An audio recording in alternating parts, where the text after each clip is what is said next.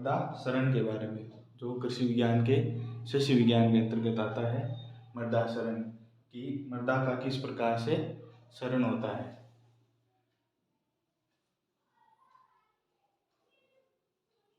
मृदा क्षरण इसे कहते हैं इरोजन। इरोजन मतलब मृदा का क्षरण, जिसे आम भाषा में अपरदन भी कहते हैं।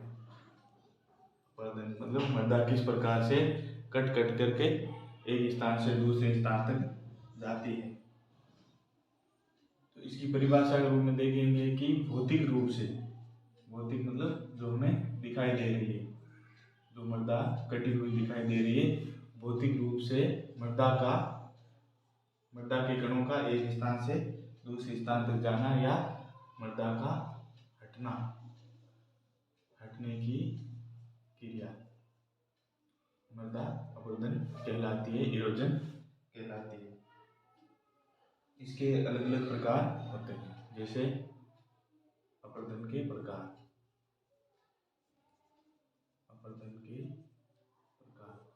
तो इसमें है पहला प्राकृतिक और दूसरा है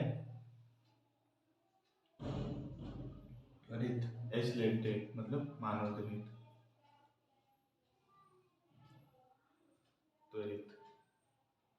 त्वरित प्रकार का क्षरण, एक प्राकृतिक क्षरण, दूसरा त्वरित क्षरण। अब प्राकृतिक क्षरण में देखते हैं कि प्रकृति द्वारा किस प्रकार से क्षरण होता है। तो प्रकृति द्वारा किस प्रकार क्षरण होता है, इसमें दो प्रकार है। एक तो प्रकृति में वायु आती है, वायु द्वारा, और एक जल द्वारा। इसका हम बाद में अध्ययन करेंगे। वायु द्वारा किस प्रकार मृदा क्षरित होती है और जल द्वारा मृदा किस प्रकार क्षरित होती है। प्राकृतिक मृदा क्षरण में देखेंगे कि प्राकृतिक रूप से ढकी हुई मृदा का जल या हवा द्वारा, प्राकृतिक रूप से ढकी हुई मृदा का वायु या जल द्वारा एक स्थान से दूसरे स्थान तक हटना प्राकृतिक अपरदन कहलाता है। तो इसमें देखते हैं कि अब वायु द्वारा किस प्रकार से यह मृदा अपरदित होती है। वायु द्वारा मृदा का किस प्रकार क्षरण होता है। तो इसमें देखते हैं कि ज़्यादातर जहाँ जो प्रदेश शुष्क है, मतलब जो सूखे हैं या अर्ध शुष्क है, जो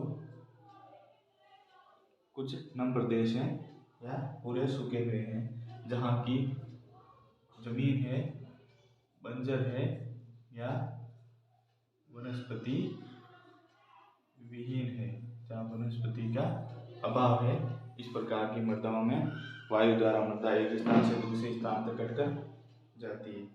ज़्यादातर वायु द्वारा अपरदन होता है मई जून में, जब गर्मी में तेज हवाएं चलती है, तेज आंधियों द्वारा, तेज आंधियां चलेगी तभी वायु द्वारा यह मृदा कटकर एक स्थान से दूसरे स्थान तक जाएगी। इसके भी अलग अलग प्रकार हैं, जैसे पहला है सतह सर्पण, सरफेस क्रीप।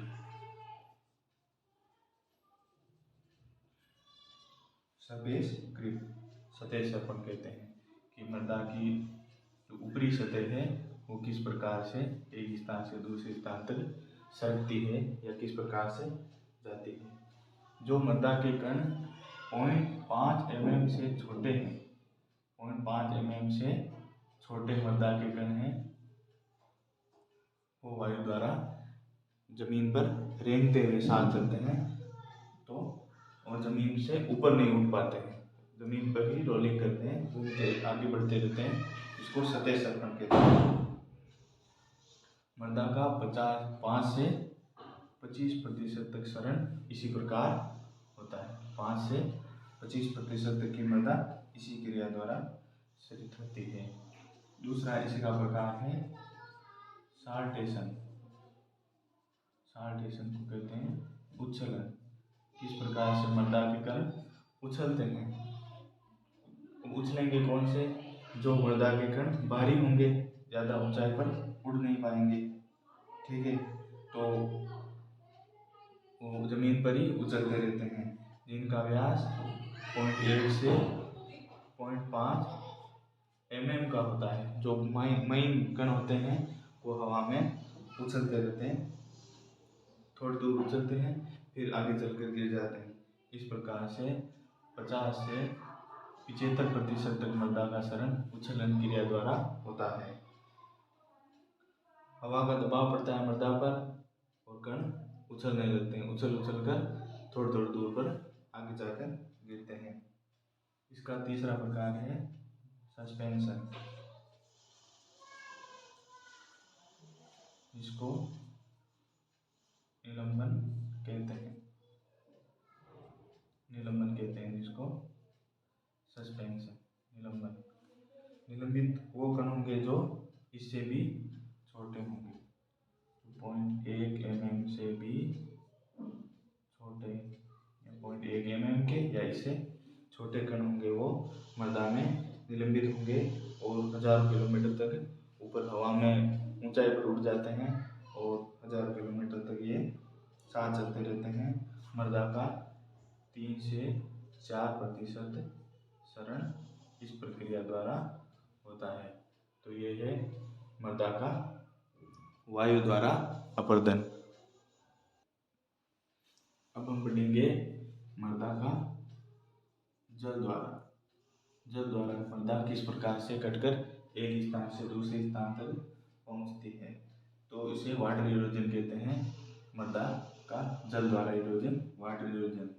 तो सबसे पहला प्रकार है इसका स्प्लाश, स्प्लाश या रेन ड्रॉप। मतलब जैसे ये वर्षा की बूंदें गिरती है और मृदा के कण उछलने लगते हैं, इसी प्रकार ये स्प्लाश होता है। प्रारंभिक प्रक्रिया है क्षरण की, प्रारंभिक प्रक्रिया मतलब इसी से मृदा क्षरण शुरू होता है, यहीं से मृदा क्षरण शुरू होता है। जैसे मृदा के कण पर वर्षा की बूंद गिरती है तो अपने मूल रूप से वो टूटकर बिखर जाता है। ये मुख्यतः जब भारी वर्षा होती है, गहनता होती है मृदा में, बूंदों का आकार बड़ा होता है, बूंदें बड़ी होती है, तेजी से वर्षा आती है, बूंदें बड़ी होती है और स्पीड से आती है। त्वरितता मतलब गति किस प्रकार से है, मात्रा ज़्यादा मात्रा में आती है, बड़ी बड़ी बूंदें आती है, बहुत तेज स्पीड से आती है, तो मृदा के कण टूट जाते हैं और बिखर जाते हैं। तो स्प्लाश प्रकार से मृदा का क्षरण होता है। स्प्लाश को बौछार क्षरण भी कहते हैं। बौछार क्षरण, बौछार क्षरण द्वारा ये होता है। दूसरा है शीट, जिसको कहते हैं परत क्षरण। शीट या परत क्षरण, तो इसमें देखते हैं कि मृदा पानी के साथ धीरे धीरे एक परत के रूप में बहती है। जैसे ही वर्षा होती है तो ऊपरी परत है वो धीरे धीरे बहकर चली जाती है। तो ये क्षरण की दूसरी अवस्था है, क्षरण की दूसरी अवस्था है, दूसरी अवस्था है। प्रथम अवस्था ये है प्रारंभिक अवस्था, पहले तो कण टूटेंगे, फिर वो टूटे हुए कण पानी के साथ एक स्थान से दूसरे स्थान तक बहते हुए चले जाएंगे एक पतली परत के रूप में, एक शीट के रूप में। ये इस प्रकार का है कि आंखों द्वारा दिखाई नहीं देता है, आंखों से दिखाई नहीं देता है कि पानी के साथ मृदा बह रही है, दिखाई नहीं देता है, बिल्कुल ही पता नहीं चलता है। और ऊपर की जो उर्वरक सतह है, जिनमें सबसे ज़्यादा खाद बीज पाए जाते हैं, उर्वरक पाए जाते हैं, वो परत है जो नष्ट हो जाती है, वो बहकर चली जाती है, उर्वरता खत्म होती है, इसकी उर्वरता को खत्म कर देता है।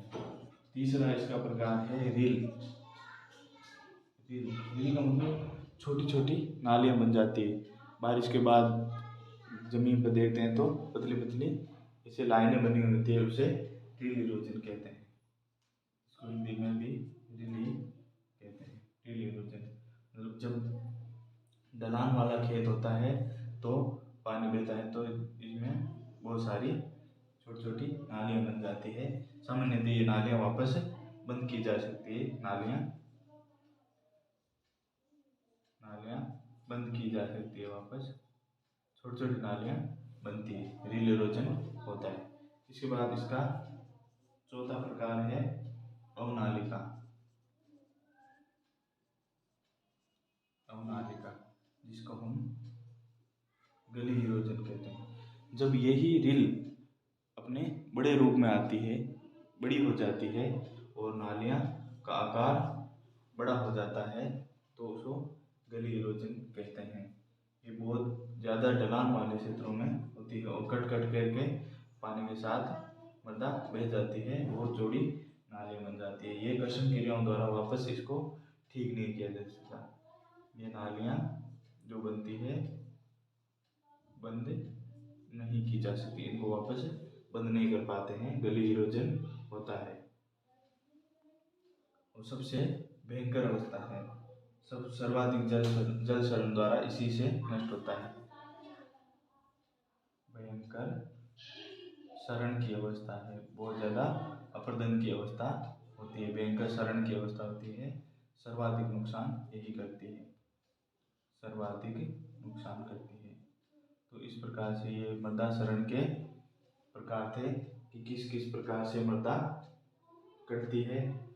इसका सबसे बड़ा उदाहरण देखने को मिलेगा चंबल के आसपास का जो उत्खात क्षेत्र है, वहाँ पर बहुत बड़े बड़े नाले बने हुए हैं, खाइयाँ बनी हुई है पानी से कट कट करके। तो इस प्रकार ये मृदा क्षरण की प्रक्रिया है। इरोजन मतलब मृदा का कटकर एक स्थान से दूसरे स्थान तक जाना, भौतिक रूप से मृदा का हटना क्षरण कहलाता है या अपर्दन कहलाता है। दो प्रकार से होता है, जल द्वारा और वायु द्वारा। जल द्वारा में स्प्लाश है, शीट है, रील है, गली है। वायु द्वारा में हम बड़ा सस्पेंशन है और प्रकार थे इसके जो हमने पढ़े थे। ठीक है, इसके बाद हम देखते हैं कि जो इसका दूसरा प्रकार था त्वरित क्षरण। त्वरित क्षरण में मतलब फटाफट रूप से मतलब अचानक किस प्रकार से ये कटती है। तो त्वरित क्षरण में हम देखते हैं कि ज़्यादातर जो मानवीय क्रियाएं होती है, त्वरित क्षरण जो होता है इसका दूसरा प्रकार जो प्राकृतिक था, दूसरा त्वरित था। त्वरित में जो